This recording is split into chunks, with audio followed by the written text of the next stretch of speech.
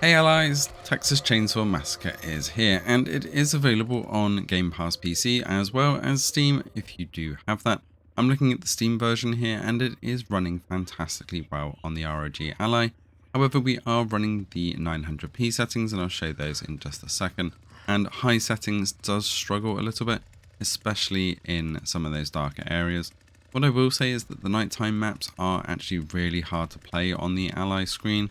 Because it's such a small screen and there's not a lot of light in a lot of the areas, it does make it very challenging. As you can see here, full high settings was pushing between 30 and 40 frames per second most of the time, but it did regularly dip under that 30 mark, so I don't recommend it, and it did eat the APU at 15 watts. So if you do want to push 25 watts, then you will happily be able to play on high over the 30 and 40 frames per second mark.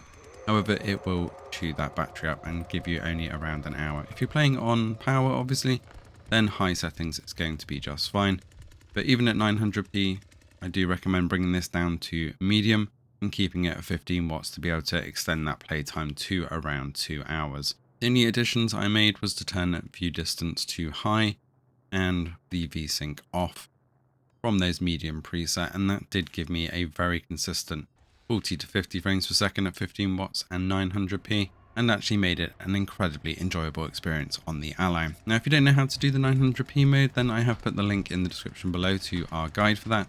It makes quite a difference on the frames per second, and you barely notice anything different on the graphics at all. I'll leave you with a bit more of the gameplay here without me talking, so you can get a better feel for the gameplay and performance on the Ally. Let us know if you're going to be diving into this one on Steam or via Game Pass. Thanks for watching, and see you in the next one.